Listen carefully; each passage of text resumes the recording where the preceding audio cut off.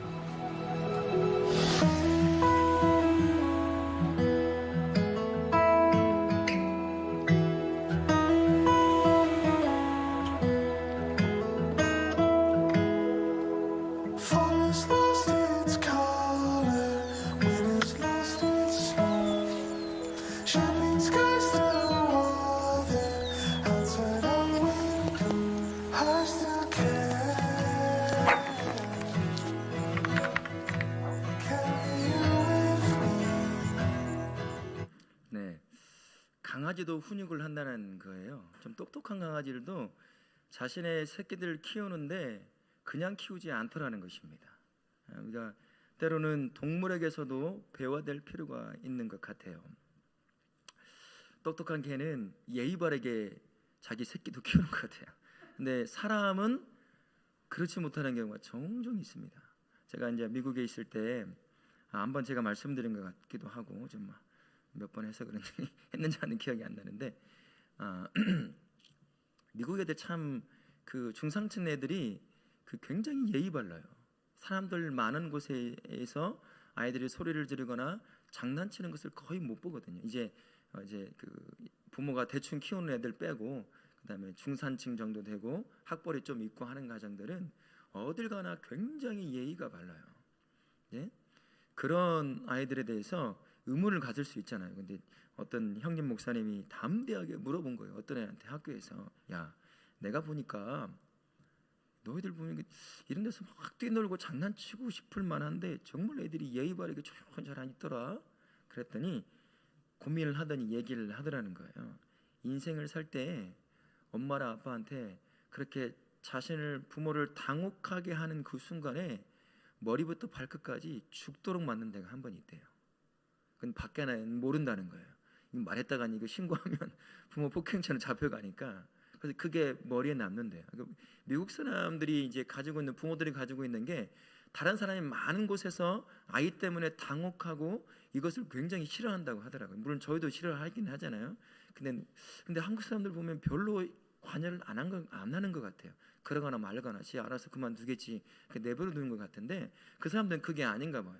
그러니까 집에 가서 평생의 머릿속에 딱 기억에 남도록 머리부터 발끝까지 손으로 이제 무기 같은 거 안 들고 우리는 뭐 회초리 들고 그 뭡니까 연탄 찢게 들고 막 때리고 그러지 않아요? 그러진 않고 이제 머리부터 발끝까지 한번 때리는 데가 있대요. 그럼 그게 머리에 탁 남아가지고 이제 사람들 앞에서 예의 바르게 못하는 것에 대해서 이렇게 딱 가르침을 받는다고 하더라고요. 그게 훈육이 필요하다는 거예요. 지금은 그게 참 많이 안 돼 있는 게 사실입니다. 그래서 학교든 어떤 단체 안에 들어가면 이 제어가 안 되는 애들이 참 많이 있어요. 오늘 제가 잠깐 뉴스를 보는데 어떤 초등학교 5학년 아이가 있는데 그런 문제 때문에 전학을 갔음에도 불구하고 계속 문제를 일으키는 거예요. 선생님한테 욕하고 경찰이 왔는데 경찰이 수업 방해했다고 또 다른 경찰에게 신고를 하고 5학년짜리가 그러고 있는 거예요. 자신을 쳐다봤다고 때리고. 이게 이거예요. 이게 누구에게서 그걸 다 배웠겠어요? 그리고 그 통제, 그 훈육을 누구한테 못 받은 걸까요? 부모에게 못 받은 거예요. 이제 이런 문제가 발생한다는 것입니다. 우리가 자녀들을 양육할 때 세상에 예수님이 없는 아이들과 똑같이 길러서는 안 된다라는 것을 보여주고 있는 것입니다. 오늘 바울의 영적 아들이라고 할 수 있을 디모데에 대해서 바울이 뭐라고 말하고 있냐면요, 빼놓지 않고 있는 두 명의 사람을 얘기합니다.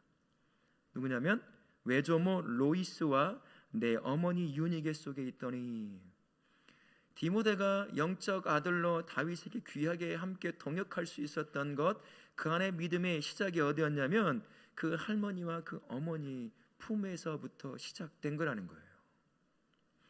그러니까 부모가 믿음 안에서 잘 삶을 통해 양육하지 않으면 믿음의 삶으로 살아가지 못하는 건 100% 확실합니다. 그가 어느 날 예수 그리스도를 인격적으로 강력하게 사도 바울이 그랬던 것처럼 그렇게 만나지 않는 이상 믿음 안에 살기는 정말 힘들어요.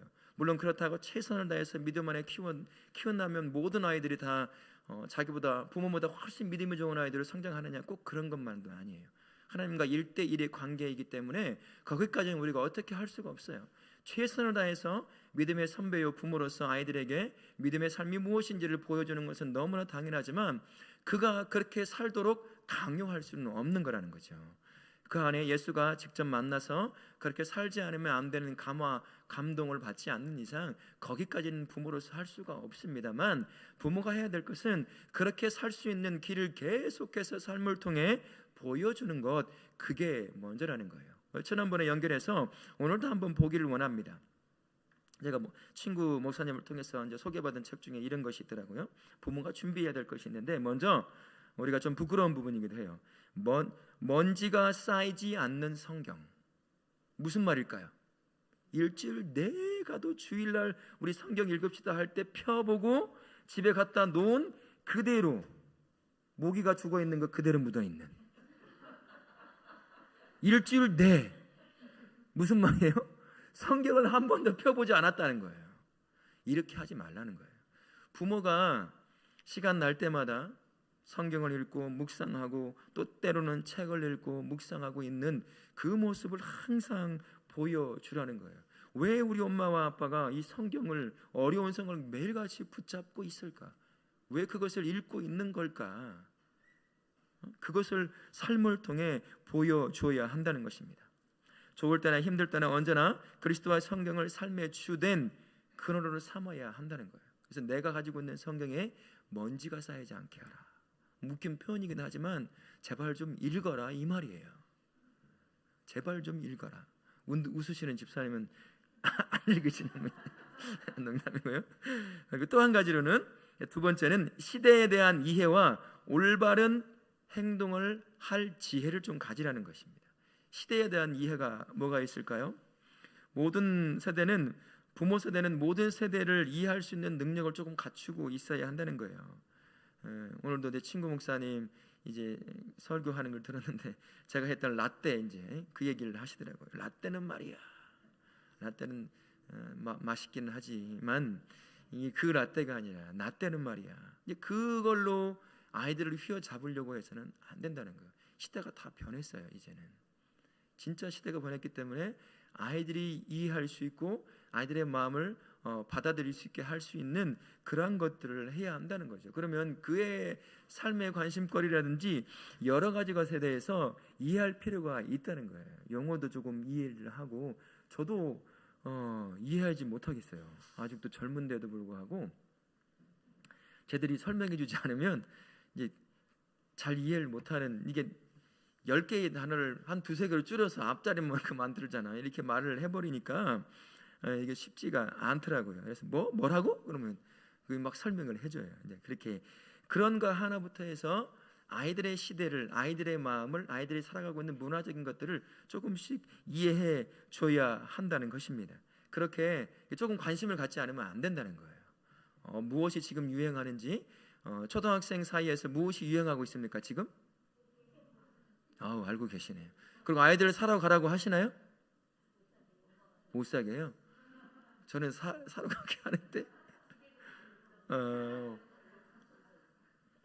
토요일 아침마다 순례를 가요. 얘네들이 이 세 명이 다 8시 좀 못, 한 7시 반쯤 일어나가지고 이제 갈 준비를 하는 거예요. 그럼 여기 저기 전화해가지고 이제 8시 15분에 만나지. 안 돼. 그렇게 가면 줄 서서 못 산다. 그러니까 8시 이전에 가야 된다. 해가지고 가서 하나씩 사오는 거예요. 그거 금방 끝나요. 또 유행. 그러니까 가만히 보니까 이게 먹는 거잖아요. 이게 먹는 것 좀 사 먹으라 하고 그래서 했어요. 그래서 많이 모았길래 이제 좀 팔아라. 팔아서 또 다시 빵을 사 먹어라. 그렇게 하는데 아직 말을 안 듣고 있긴 해요. 이제 그런 문화들 하나씩 이해해주고 저도 막 딱지가 있어요. 동그란 딱지 여러분 기억하실 거예요. 그거 뭐가 그렇게 돈이 된다고 이만한 박스에다가 따가지고 가득 채워놨어요. 엄마가 버리라고 하면 버린다고 하고 숨겨놓고. 근데 그거 얼마 안 가요. 금방 지나가 버려요. 또 네모난 딱지 막 종이 같은 거 접어가지고 그거 모으면 돈 주는 것도 아니잖아요. 그 놀다가 어느 순간 다 되면 알아서 야 그냥 안 해요. 근데 그것을 가지고 너무 억압하면 안 되겠다라는 생각이 들더라고요. 그래서 그 일찍 일어나는 버릇도 좀 들고 해서 그렇게 한번 했는데, 그렇게 조금씩 이해하는 것들을 통해서 아이들의 문화가 무엇인지 한 번씩 이해해 볼 필요가 있다는 것입니다. 아이들의 주변에서 뭐가 일어나고 있는지, 그리고 뭐에 관심을 갖고 있는지, 그리고 아이들이 뭐에 때문에 고민을 하는지 그런 것들 조금씩 알아둘 필요가 있다는 것이죠.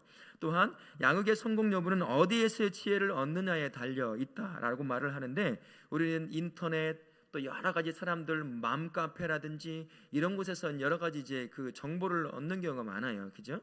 그런데 거기에 앞서서 하나님의 말씀을 가까이 할 수 있어야 한다는 거예요. 그게 근본적인 시작이다라는 것입니다. 말씀을 읽고 묵상하는 버릇이 자꾸 들여져 있어야 그게 나의 지혜가 되어서 아이들에게 말씀을 토대로 삶에 대한 지혜를 얘기해 줄 수가 있거든요. 그렇지 않으면 주일날 설교 한번 듣는 것으로는 안 돼요. 말해 줄 수가 없어요. 내가 기초하고 있는 삶을 기초하고 있는 그 말씀을 토대로 얘기해 주기가 어렵다는 거예요. 이 몸에 익숙하지가 않으니까 결국 한다는 말이 맘카페에서 하는 얘기를 하고 있는 거예요. 그렇게 되서는 안 되는 거예요. 비슷한 말을 하지만 그 토대가 하나님의 말씀이라는 것을 보여줄 수 있어야 한다는 것입니다. 그래서 꼭 그런 준비가 필요하고요. 또한 몇 가지 질문을 통해서 내가 이 시대 아이들을 이해하고 있는 몇 가지 정말 이해하고 있는지를 한번 테스트해 볼 수 있다고 합니다. 제가 한번 얘기해 봐줄게요. 내가 가지고 있는 성경적 세계관은 무엇인가? 성경적 세계관 들어보셨어요? 안 들어보셨구나. 성경적 세계관. 내가 말씀을 깊이 묵상하면 나도 모르는 사이에 뭐가 생기느냐면 성경의 안경이 생기는 거예요. 그래서 어떤 문제가 발생하잖아요. 그럼 그 문제를 세상의 관점으로 해석하기보다 말씀의 관점, 이건 악한 것이네, 이거는 선한 것이네, 이렇게 판단을 할 수 있다는 거예요. 아는 자, 말씀을 알고 묵상하는 자가 그 눈이 만들어져요. 그래서 우리가 자꾸 매일 성경을 갖고 묵상하고 매일같이 나누는 이유가 바로 그거예요. 쌓이다 보면 어느 날 나도 모르는 사이에 사회적 이슈를 발견했을 때 안 믿는 사람과 똑같이 그것을 그대로 바라보는 것이 아니라 그 밑에 영적으로 무슨 일이 발생하는지, 그게 또한 어떤 우리나라의 파급 효과를 일으킬지에 대해서 그것을 보게 된다는 거예요. 성경적 관점으로. 그런 부분이에요. 그래서 이 성경적 관점을 갖고 있지 않은 사람들이 만약에 인권에 관한 문제 지금 많이 심각하잖아요. 우리나라에 뭐 학생 인권이니 무슨 인권이니 막 그런 거 있잖아요. 뭐 그런 것을 바라볼 때 그런 관점이 없는 사람은 왜 그거 좋다는데요? 인권의 문제 때문에 억울함을 당하는 사람들에게 전부 다 똑같이 공평하고 평등하게 대하자 하는데 뭐가 잘못이냐? 이렇게 끝나요. 다 그렇게 알고 끝나는 거예요. 그러나 성경적 관점을 가지고 있는 세계관을 갖고 있는 사람은 그 밑에 뭐가 숨겨져 있는지를 보려고 하는 마음이 생긴다는 거예요. 그래서 성경적 세계관을 갖고 있어야 한다는 것입니다. 내가 가지고 있는 세속적 세계관과 계속 충돌을 일으켜야 돼요. 그래서 성경적 세계관이 위에 딱 세워져서 세속적 세계관, 이미 나에게 익숙해져 있는, 나는 몰라 이게 세속적 세계관인지를 그냥 그렇게 살아왔기 때문에 몰라요. 근데 성경적 세계관이 만들어지면서 그게 이제 구별이 되기 시작하는 거거든요. 근데 그게 필요하다는 것입니다. 갖고 있느냐? 갖고 있어야 돼요. 우리 영적인 부모들, 믿음 안에서 살아가는 모든 부모들이 다 이 성경적 세계관을 갖고 있어야 한다는 것입니다. 또 한 가로는 내가 어떤 문제에 대해서 옳고 그름을 판단하는 기준이 무엇이냐. 기준 있어요. 아이들에게 이건 옳은 것이다, 이건 선한 것이다, 악한 것이다, 이건 나쁜 것이다. 무언가를 판단해 줄 때 내가 나만이 갖고 있는 기준이 있습니다. 물론 보편적으로 비슷한 그런 기준들도 있겠지만 그런 기준이 있다는 거예요. 그게 기준이 뭐가 되느냐는 거예요. 이 주일날 내일이 월요일이 시험이야. 근데 어떻게 해야 되느냐? 예배를 드려야 되느냐? 학원 가서 한자라도 더 배워야 되느냐? 이 갈등이 있을 때 나의 기준은 뭐냐는 거죠. 딱 표시가 나요.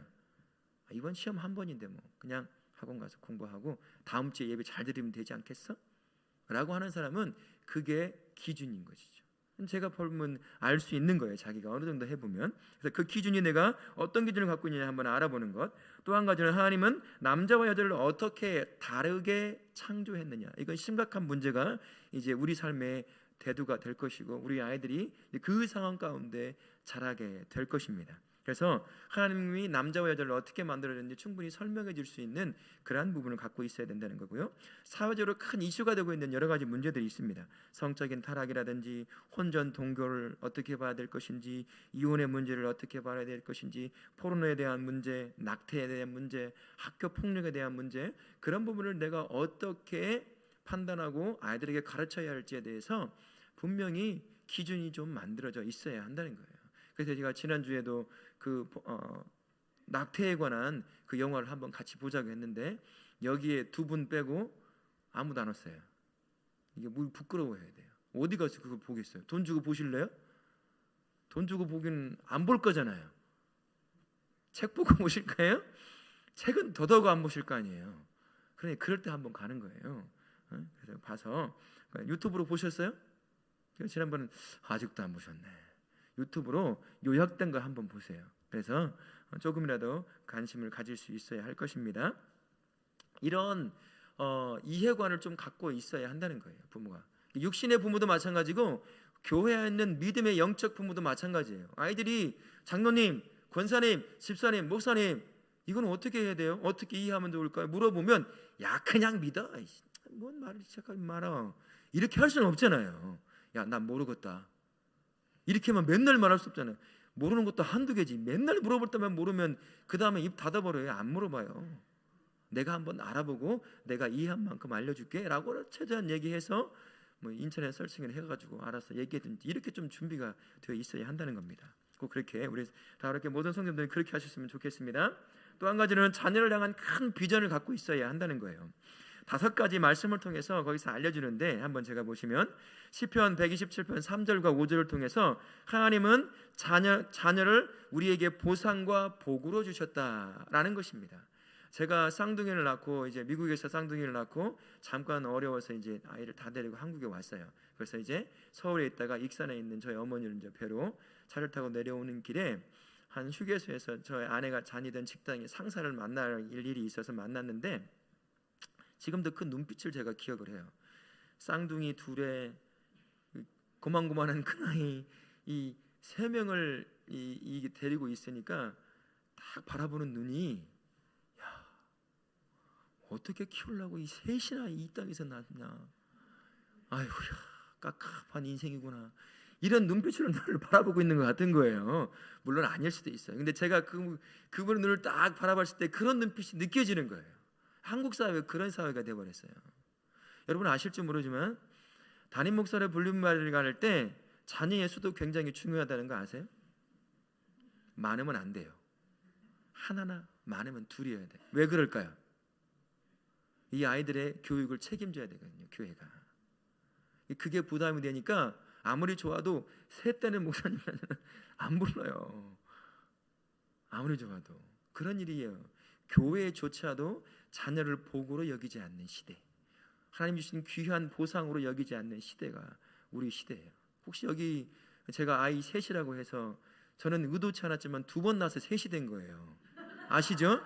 3번 낳아서 셋이 된 게 아니라 2번 낳아서 셋이 됐어요. 예? 예, 저기도 계셔요. 2번 낳아서 셋이 됐어요. 이건 하나님이 주신 거잖아요. 혹시나 목사님 짐승 같아요. 이런 얘기를 하시면 절대 안 됩니다. 그건 은혜고 복이라는 얘기예요. 자녀는 복입니다. 그것을 절대 잊지 마시고 자녀를 참 많이 둔 가정을 보면 언제나 축복해 주세요. 그 아이들이 우리가 늙으면 우리를 먹여 살릴 애들이에요. 진짜로 잘해둬야 돼요. 잘못해서 그 아이들에게 삐끗 나가면 우리 굶어 죽을 수도 있어요. 늙어서 잘 대해줘야 돼요. 축복해주고 안아주고 위로해주고 해야 될 아이라는 것을 꼭 기억하실 수 있길 바라고요. 또 하나의 두 번째 비전은 창세기 1장 26절입니다. 자녀는 하나님의 형상으로 만들어졌다는 거예요. 내 물건, 내 소유가 아니라는 사실입니다. 이거는 매일같이 제가 부모로 살아보니까 고백되지 않으면 순간순간 내 소유물이 되는 게 자녀더라고요. 이게 성질 날 때 그때면 여지없이 얘는 내 물건이에요. 내 자녀가 되는 거예요. 말로는 하나님의 자녀요 선물이라고 말하지만 내가 안에 속이 상하거나 기분이 나쁘면 그게 이제 어느 순간 내 속에 근본적으로 깔려있던 내 소유물로 끝나게 되는 것이라는 것이죠. 그러나 하나님의 형상으로 만들어진 나와 똑같은 인격적인 존재, 함부로 대할 수 없는 존재라는 것 꼭 기억해야 됩니다. 또 한 가지는 시편 78편 4절과 창세기 18장 19절의 말씀을 보면 하나님은 자녀는 하나님의 말씀과 형상을 다음 세대에 전할 하나님의 사신이라는 거예요. 다음 세대에 나 말고 그 세대의 또 다른 세대에게 하나님의 말씀을 전달해주고 하나님의 복음을 전달해 줘야 될 사신이라는 것입니다. 이게 굉장히 중요한 거예요. 내가 그들을 가르쳐야 한다는 것입니다. 네 번째로는 마태복음 19장 14절인데요. 자녀는 약속이다라는 것입니다. 자녀가 없으면 미래는 없는 거예요. 실제적으로 교회의 미래가 지금 한국 교회는 암울한 형태가 되어 있어요. 그거의 근본적인 이유가 뭐냐면 다음 세대가 없는 거예요. 성인 성도가 200-300명 되는데 다음 세대가 1-20명 되는 거예요. 이 허리가 쭉 잘라지는 거예요. 이제 1-20년 지나면 교회 문을 닫는 거예요. 지금 그런 교회가 한두 교회가 아니거든요. 많은 교회가 그래요. 그러니까 실제적으로 다음 세대는 우리의 미래가 된다라는 거 꼭 기억하시고, 더 크게 보면 자녀는 국가의 가장 큰 자원이자 가정의 가장 분명한 메시지이며 미래의 복음 전도자들이다라는 것입니다. 그래 얼마나 귀하게 키워야 되고, 내가 아직 출산할 수 있는 그러한 몸을 갖고 있다고 한다면 그냥 주는 대로 나셔야 된다는 거예요. 여기는 제가 보니까 없어요. 아직은 없네. 있을 수도 있어요. 50 넘어서 뭐 둘 셋 낳은 분도 계시더라고요. 있어. 아, 저기는 아직 결혼을 안 했으니까 너는 셋 정도는 낳아야 할 거야 아마. 셋에서 넷 정도. 목사님이 키워보니까 하나님이 키우시더라 실제로. 실제예요. 내가 키우는 것 같은데 아니에요. 착각 가운데 빠져 있는 게 부모예요. 그렇지 않더라고요. 마지막으로 다섯 번째는 마태복음 18장 3절입니다. 자녀는 구속적인 선물이라는 것이에요. 능력이 없는 아이들을 양육해 가는 거잖아요. 어린 아이들 아무것도 없이 내 손이 아니면 안 되는 그 아이들을 양육해 가면서 어떤 그들이 건강하게 자라도록 도와주는 그 과정에서 전능하신 하나님은 나를 얼마나 사랑하시는지, 나같이 능력 없는 자, 나같이 죄덩이인 자를 얼마나 사랑하시고 그럼에도 불구하고 이끌어 가시는 그 하나님이 얼마나 감사한지에 대해서 아이를 양육해 가면서 볼 수 있다는 거예요. 근데 사실 저도 이걸 놓치는 경우가 참 많이 있더라고요. 예? 이걸 오늘 준비하면서, 이 말씀을 준비하면서 다시 한번 보게 되었어요. 하나님은 나를, 내 자녀를 염려하는 것처럼 그것보다 더 크게 나의 삶을 두고 염려하고 사랑으로 끌어안으신 분이 우리 하나님 아버지시구나 라는 것을 알게 되었다는 거예요.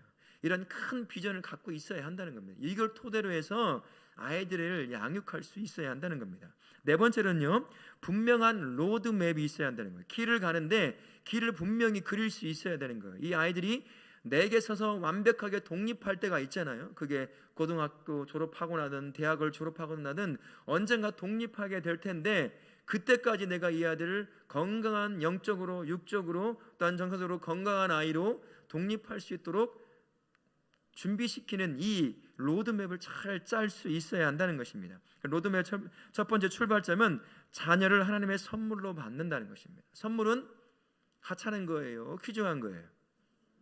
다이아몬드가 아니면 다 하찮은 거죠. 그죠? 근데 선물은 다 귀중한 거예요. 그렇게 귀한 것으로 여기며 살아갈 수 있어야 한다는 것입니다. 그게 바로 첫 번째 시작이라는 것이에요.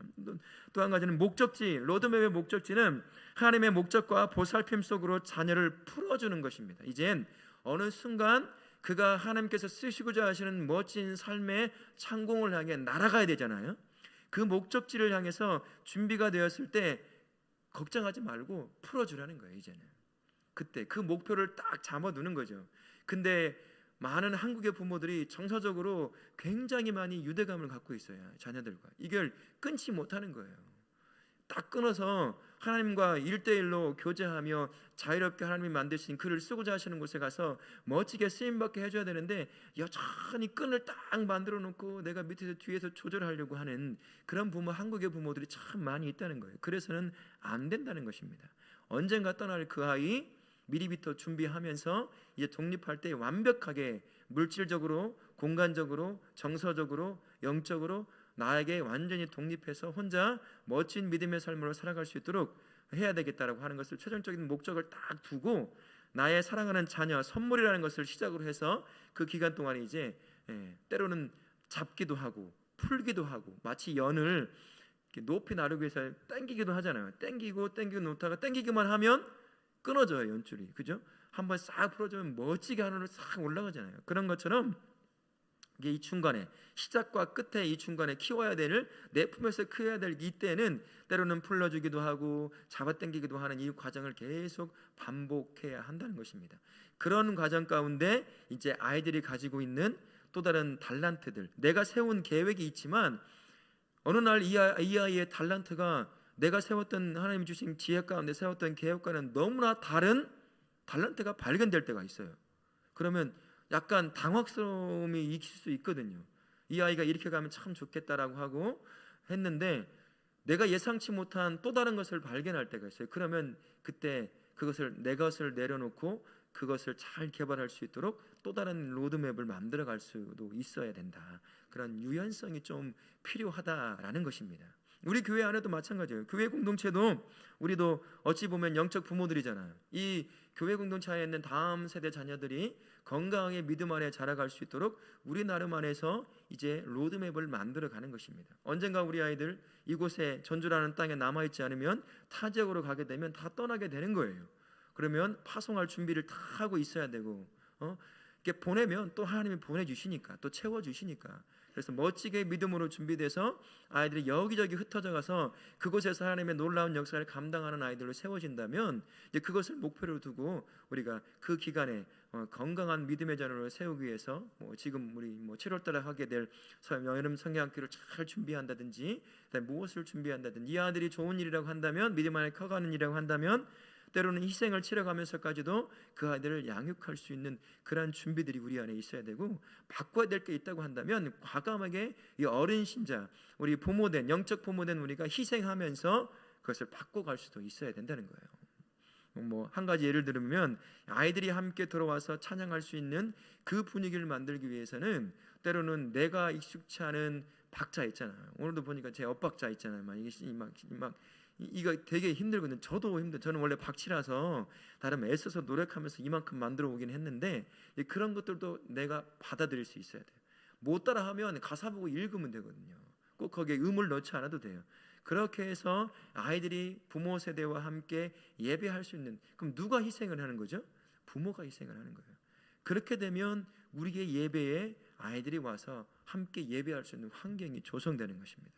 좋은 자리는 다 아이들에게 물려주는 거예요. 물려주고 거기 앉아서 예배드리게 하고 하는 것입니다. 좋은 것 있으면 아이들에게 먼저 주고 어느 교회 가면 아이들의 예배실은 저 지하실 하고 환풍하지 않으면 여름에 그 환풍기를 통해서 말리지 않으면 끄급하고 냄새나는 곳, 그 본당 어른들이 예배드리는 곳에는 막 최고급의 막 스크린부터 해가지고 막 시원한 에어컨부터 다 있는데 밑에 가면 깜깜하고 칙칙한 곳, 그곳에 여전히 그렇게 아이들을 키우는 곳이 있다는 거예요. 그럼 아이들 다 떠나버려요. 어느 교회는 정반대로 해요. 우리가 후진거 써도 아이들에게 최고로 좋은 걸 줘야 된다. 좋은 자리, 시원하고 마음껏 와서 예배할 수 있는 그런 자리를 무조건 줘야 된다. 그렇게 해야 돼. 부모 세대가 희생을 통해서 그렇게 세워가는 것입니다. 그 희생 없으면 절대 다음 세대에 우리 교회에서 세울 수가 없어요. 그래서 수많은 교회들이 무너지는 거예요. 교회 가면 고리타분하고 재미없어. 칙칙하고 냄새가 나는 곳에서 예배 드리는데 누가 가고 싶겠어요. 그렇게 해서는 절대 안 된다는 것입니다. 일단 다섯 번째는 팀으로 접근할 수 있어야 한다는 거예요. 부모는 자녀의 나침판이며 안정과 평안의 중요한 원천이 된다는 것입니다. 이 때문에 부모가 자녀 양육에 의견의 일치를 이루려고 애를 써야 돼요. 아내와 남편이 자녀를 양육하는데 이게 자꾸 이제 의견을 불일치를 하게 되면 안 된다는 것이죠. 어느 순간 이제 조금 다른 부분이 있다 하더라도 서로 양보해가면서 이 의견을 맞춰 가야 한다는 거예요. 이제 그렇게 해야 되는데 쉽지는 않죠. 네?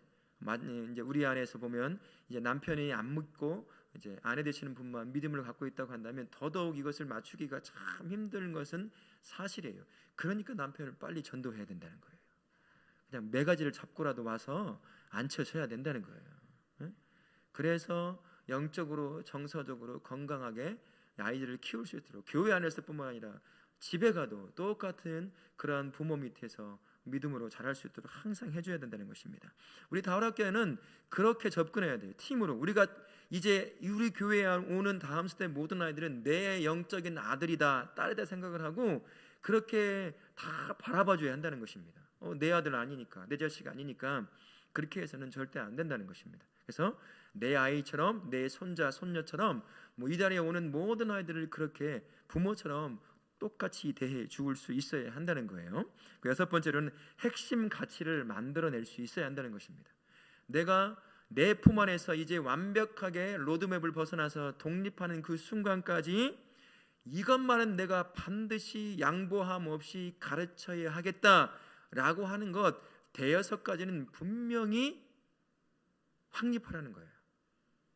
오늘 새벽에 한 권사님이 이제 감사를 고백할 때 그 소비에 관한 것을 이제 했어요. 말씀을 하시더라고요. 그런 것들 돈에 관해서 얼마나 귀중하게 그것을 쓰고 가꿔야 되는지에 대해서 그런 거 하나를 딱 만드는 것입니다. 그리고 또 정말 인생에 중요한 가치관들이 있을 거 아니겠어요? 그것들을 부모가 딱 해서 이거는 양보함이 없어야 한다는 거예요. 내 기분 좋을 때는 깨고 기분 나쁘면 막 억지로 강요하고 그런 것이 아니라 내 기분에 상관없이 주어지는 환경과 상관없이 내가 세운 대여섯 가지의 가치는 확고하게 세우고 여기서는 절대로 양보함이 없어야 한다는 것입니다. 그렇게 해서 중요한 가치들을 가르쳐야 한다는 것인데 그 책에서 가르쳐주는 게 두 가지는 무조건 해라 하는 것이 있는데 첫 번째는 예수님을 아는 것. 그거는 어떤 것에서도 여섯 가지 다섯 가지든 가장 맨 위에 놓으라는 것이에요. 또 한 가지는 평생 제자로 사는 것. 이 아이가 믿음 안에 자라면 평생 예수 그리스도의 제자가 되는 거예요. 판사가 되건 변호사가 되건 의사가 되건 그가 세워진 그 자리에서 제자로서의 삶을 살아가게 된다는 것입니다. 가장 중요한 이 두 가지는 무조건 가치관 우선순위에 놓으라는 것이에요. 그리고 그 밑에 이제 물질에 관한 그리고 여러 가지 것들이 있잖아요. 그런 가치들을 세워서 이런 부분에 있어서는 양보함 없이 가르칠 수 있어야 된다라고 말을 하는 것입니다. 그리고 일곱 번째, 공동체 의식입니다. 지금처럼 자녀를 하나만 낳고 키우는 이런 시대에는 이 함께함에 대한 이런 훈련이 애들이 잘 안 돼 있는 게 사실이에요. 그래서 혼자 노는 아이들, 혼자 중얼중얼거리면서 그렇게 놀고 있는 아이들도 학교에 가면 많아요.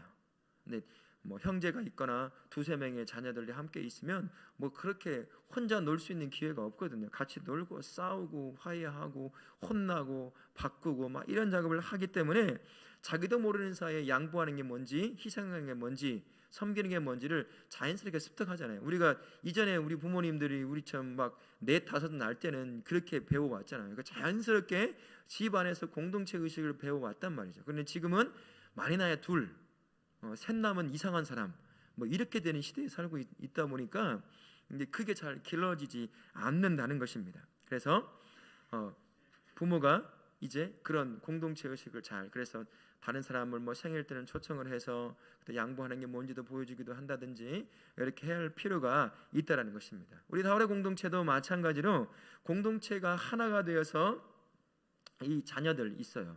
이 자녀들을 혼자 사는 존재가 아니라는 것을 항상 가르쳐 줄 수 있어야 된다는 것입니다.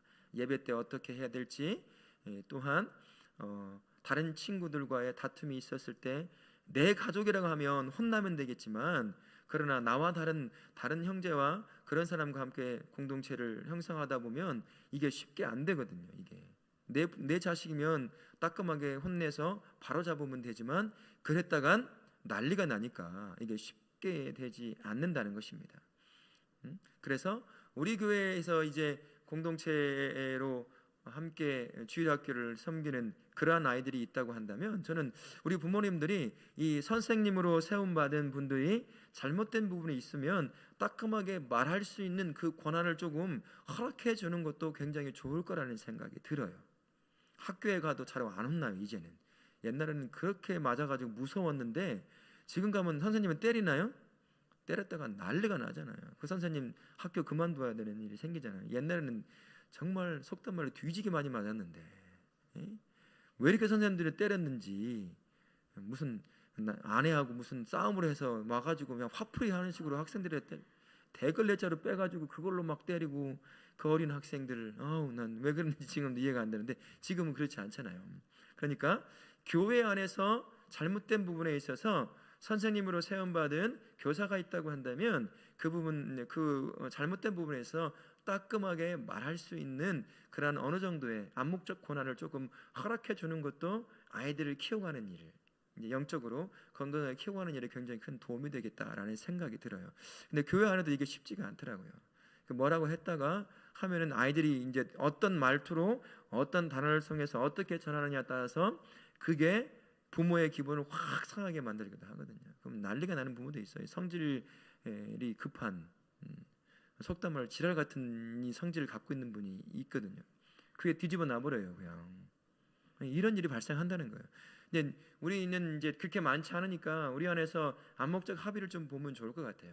그래서 아이들이 예배를 드릴 때 어떻게 해야 될지, 그래서 그 예배를 잘 전체 분위기를 흐트리는 분이 있다고 한다면, 어떤 한 선생님이 이제 훈육을 좀 할 수 있는, 그래서 이건 안 된다, 잘못됐다는 걸 분명히 얘기해 줄 수 있는 그러한 권한이 조금씩 주어져 있으면 좋겠다라는 생각입니다. 그래서 기도하면서 우리 공동체가 다음 세대 아이들을 잘 키울 수 있는 이런 준비가 조금씩 되어가면 좋겠다는 그런 생각이 듭니다. 그리고 마지막으로 기도라는 것이에요. 빼놓을 수 없는 게, 처음에 성경으로 시작했다고 한다면 마지막은 기도라는 것입니다. 무엇을 두고 기도해야 될까? 제가 한 5가지 정도 말씀을 드릴게요. 정말 중요한 건데, 저도 이것을 딱 적어놓고 제 책상이라든지 여러 가지 좀 놓으려고 해요. 첫 번째는, 하나님, 우리 아이들을 키울 때 다음에 무엇을 해야 할지 아는 지혜를 주십시오. 지금 말고 내일 무엇을 준비해야 될지 부모로서 알아야 될 지혜를 주시기를 원합니다. 우리 내일 예측할 수 없잖아요. 무슨 일이 발생할지 우리 아무도 몰라요. 그렇다면 그 상황에, 내가 예측할 수 없는 상황을 만났을 때 내가 어떻게 해야 될지에 대한 지혜가, 부모의 지혜가 있어야 한다는 것입니다. 두 번째로는, 하나님, 우리 아이들을 악과 해로부터 구해 주십시오. 우리 자녀들을 처음에 제가 화살과 같은 존재라고 말씀을 드렸어요. 세상이라면 창공을 멋지게 쌓아 올릴 날아갈 화살이기도 하지만, 영적 전쟁에서 보게 되면 누구겠어요? 표적이에요. 사단의 표적이 우리 아이들이라는 거예요. 언제 어떻게 무슨 문제를 만날지 모릅니다. 그래서 사도 바울이 전신갑주를 입으라고 한 이유가 바로 거기 있거든요. 그래서 우리 아이들이 악과 해로부터 건강하게, 영적으로든 지적으로든 그리고 신체적으로든 건강한 아이로 자랄 수 있도록 지켜달라고 기도하는 것이고요. 또 하나는 아주 중요한 것입니다. 제가 항상 기도하는 부분이기도 한데, 하나님, 우리 아이들에게 주님을 사랑하는 친구들을 보내주시고 좋지 않은 영향을 끼칠 친구들과는 멀어지게 해주십시오. 이 아이들의 또래에는 누가 가장 영향력을 미치죠? 또래 집단이에요. 그 아이들이 말하면 부모가 말한 것보다 더 진리처럼 다가오는 것입니다.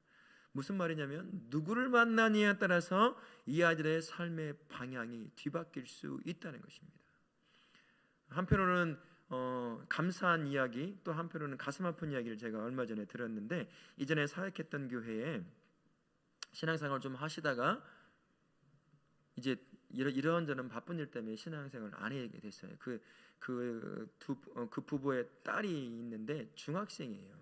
근데 어느 날부터 이제 사춘기가 들기 시작하면서 하루 이틀 집을 나가고 그러더니 막 이제 배고프면 들어오고 이제 막 여자아이가 막 그러는 거예요.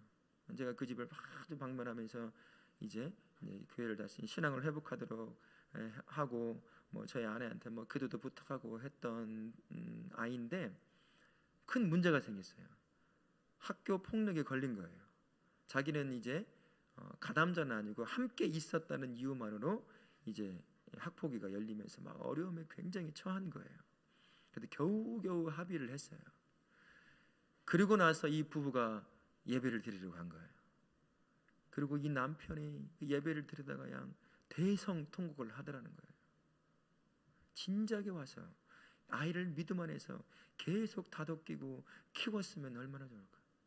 제가 그렇게 가서 교회 가자고 하더니 헬스테는 콧방귀도 안 끼더니 아이의 문제가 탁 생기니까 이제 이 안에 궁핍함이 생기는 것이죠. 한편으로는 감사한 일이에요.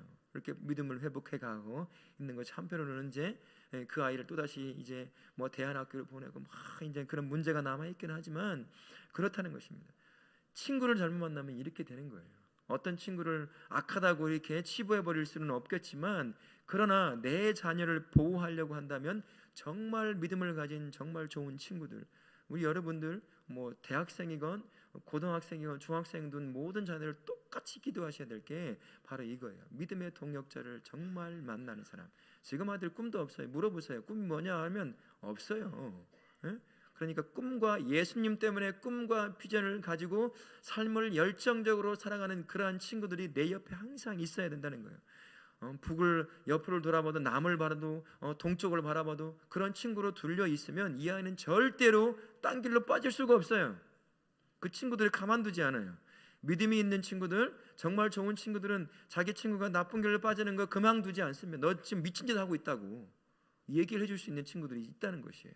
그러니까 자녀를 두고 기도하실 때 이 아이 공부 잘하게 해주시고 똑똑하게 해주시고 좋은 중학교, 고등학교, 대학교 들어가서 뭐 되고 해달라고 하는 건 그건 맨 끝에 해도 되고 안 해도 되고 하는 기도 제목을 밀려버리고 가장 좋은 것, 가장 우선순위를 줘야 될 기도가 정말 믿음을 가진 좋은 동역자들 정말 많이 만나도록 어딜 가든지 그런 아이들과 만날 수 있게 해달라고 기도해야 된다는 것입니다. 그러면요 하나님이 그들을 통해서 이 아이를 이끌어가는 거예요. 내가 못했던 거 이 친구들 때문에 믿음의 좋은 친구들 때문에 영향받고 비전 갖고 꿈 갖고 내가 하지 말라고 하는 그 열정 가지고 살아가는 애들이라는 것입니다. 그러니 좋은 친구를 위해서 언제나 기도할 수 있어야 한다는 것이에요. 네 번째 기도는 하나님 우리 아이들이 잘못할 때 저희가 알아낼 수 있도록 도와주십시오.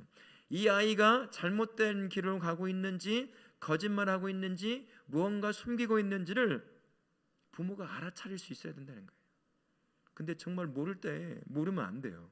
아이들의 표정을 보고 아이들과 친밀하고 그 아이들의 표정과 이것들에 대해서 익숙해 있지 않으면 이 아이가 부모에게 지금 지속적으로 거짓말하고 있는지 뭘 하고 있는지 모른다는 거예요. 나쁜 길로 빠지고 있는지. 그러니까 부모가 영적으로 민감함 가운데 이 아이가 어떤 잘못하고 있는지에 대해서 알 수 있는 그 지혜를 달라고 항상 기도할 수 있어야 된다는 것입니다. 반대로는요, 하나님 우리 아이들이 옳은 일을 할 때마다 저희가 알아챌 수 있도록 도와주십시오. 그래서 칭찬해주고 위로해주고 격려해줘서 그 선하고 좋은 것들은 계속 개발해서 자기의 삶의 일부로 가져갈 수 있도록 그렇게 기도해야 한다는 것입니다. 더 많이 여러분들이 아마 기도로 제목을 삼을 수 있을 것이에요. 이 5가지 정도는 딱 붙여놓고 아니면 내 마음속에 딱 새겨놓고 아이들 향해서 새벽기도든 금요기도든 언제든 기도할 때마다 항상 기도할 수 있어야 된다는 것입니다. 그리고 그 아이가 다 이제 나에게 독립해서 이제 하나님과 1대1로 만나는 인격적 존재로 그가 믿음 안에서 살아갈 때 이제 그가 또다시 결혼하고 아이를 낳으면 이런 기도 제목들로 살아갈 수 있도록 준비시켜주는 것이 부모가 해야 될 일이다라는 것입니다. 부모는요 선물로 아이를 양육하게 되는 청직이라는 사실을 꼭 기억할 수 있어야 합니다. 교회 공동체에 속한 영적 모든 부모들도 모두 청직입니다. 내가 배 아파서 난 자식이 아니니까 나와 상관없어 라고 하면 안 된다는 거예요. 예수 안에 한 지체라는 사실 이걸 안다고 한다면 그렇게 무관심할 수 없다는 거예요. 지나가다가 우리 교회 아이가 나쁜 길로 빠지는 걸 본다면 그걸 가만둬서는 안 되는 거예요. 내 자식 아니니까 감사하다, 휴 다행이다, 절대로 그래서는 안 된다는 것입니다. 그 아이를 끌고 올 수 있어야 되고, 그 아이가 그 나쁜 일에서 벗어날 수 있도록 반드시 도와줄 수 있는 그러한 영적 부모의 청지기로서의 삶을 살 수 있어야 된다는 것입니다. 부모가 성경 그리고 말씀을 대하는 태도가 아이들의 말씀을 대하는 태도를 만들어냅니다. 부모가 보이는 예배에 대한 태도가 아이들의 예배에 대한 태도를 결정하게 되는 것이에요. 부모가 보이는 기도에 대한 태도가 아이들의 기도에 대한 태도를 결정하게 되어 있습니다. 그리고 부모가 교회 공동체를 대하는 태도가 아이들의 교회를 대하는 태도를 결정하게 된다는 것입니다. 아이들을 이해하고자 하는 부단한 노력이 있지 않고서는 아이들을 건강하게 키울 수 없다는 사실도 꼭 기억하시면 좋겠습니다. 신앙의 선배로서 우리가 살아가는 삶의 모습을 통해서 다음 세대로 다시 믿음이 계속 연결될 수 있도록 끊기지 않고 내가 가지고 있던 그 믿음이 아이들에게 계속 전달되고 손자에게 그 또 다른 손자에게 계속 전달될 수 있도록 그 아이들을 믿음 안에서 잘 크도록 우리가 믿음의 본을 보이는 그러한 삶을 살아야 한다. 그리고 그 일을 위해서는 우리가 영적으로 민감한 것처럼 지적으로도 아이들을 이해하려고 애를 써야 돼요. 책도 좀 보고 영상도 좀 보고 하면서 아이들에 대한 이해를 가지려고 애를 써야 한다는 것 꼭 기억하시고, 그렇게 우리 아이들을 키워가실 수 있기를 예수님의 이름으로 축원합니다. 아멘.